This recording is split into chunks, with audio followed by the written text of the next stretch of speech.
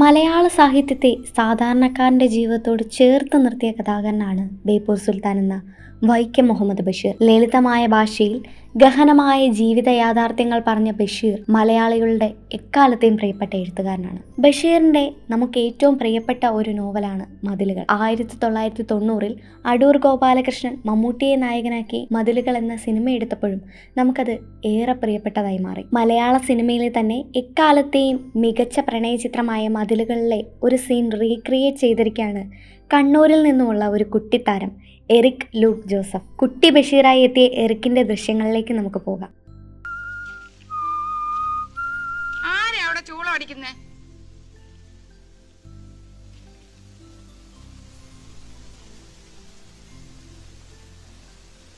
ഞാനാ. പേരെന്താ? ബഷീർ. എളിയ തോതിൽ ഒരു എഴുത്തുകാരനാണ്.